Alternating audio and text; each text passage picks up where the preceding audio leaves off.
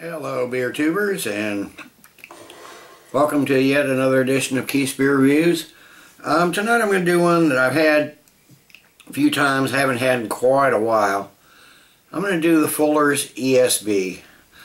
I remember I like it very much, but wasn't really taking notes or anything, so let's give this a good solid review, and we'll have it all on record. Let's get this in a glass and see what we have here.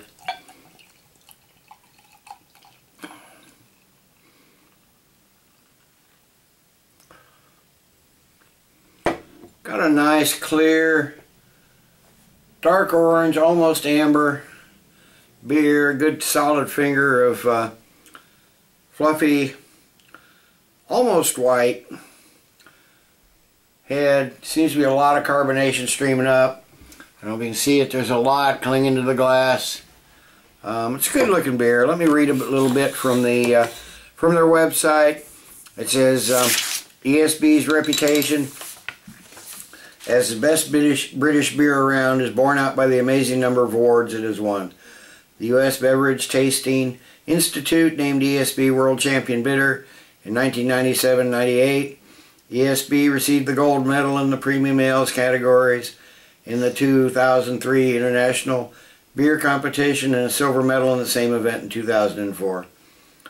And yada yada yada, and it goes through the no beer has won more CAMRA awards, including Best Strong Ale 1978, 79, 81, 83, 85, 87, 91, and Champion Beer Britain in 1978, 1981, and 1985. So it doesn't look like they've, well, other than 2003, they've done a lot since the 70s and 80s. This comes in at 5.9% ABV. Like I said, it's a good looking beer. It's almost turning amber now. It's getting a little darker than it was when I first poured it. Let's give it a smell and see what we have here. Okay, I'm getting lots of sweet, fruity aromas. There's some apples, maybe some pears. There's some caramel toffee notes. Very mild hop presence. A little bit bready, touch of yeast, but the fruitiness is the main thing. Fruitiness and the caramel toffee malts.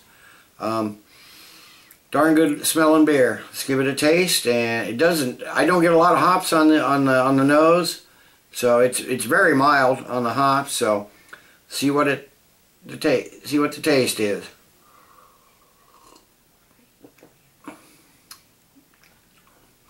Okay, it's real similar to the smell, although the hops do come through a little more on the taste. But you got those nice fruity flavors, like I said, apples, pears, and that's paired with the coffee, caramel toffee, bready malts.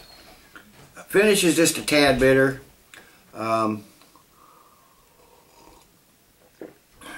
There may be some floral notes in there, but primarily it's the malts and the yeast and the fruitiness. Little hops on the back end. It's a nice clean finish. It's light to medium bodied, virgin on the light side. The carbonation, despite what was there when I first poured it, is fairly minimal. At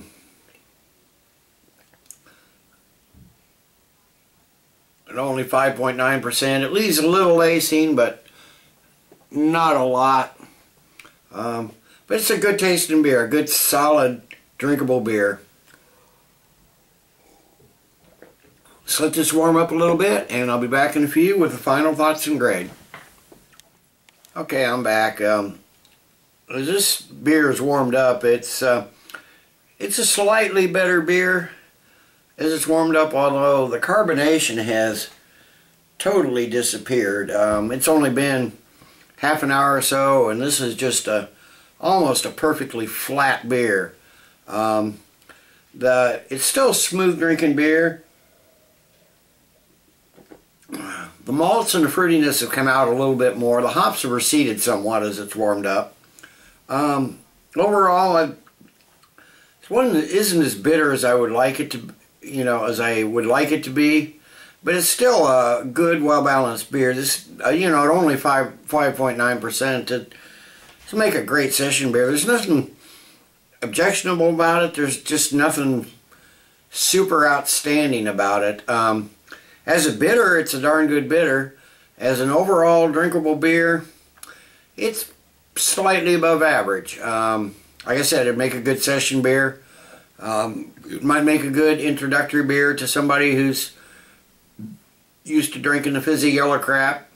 But it's a good beer. I'm going to give it 7.5 out of 10. I mean, it's well above average, but there's really nothing, at least for my taste, nothing really outstanding about it. Till next time, everybody, cheers. Keep drinking good beer.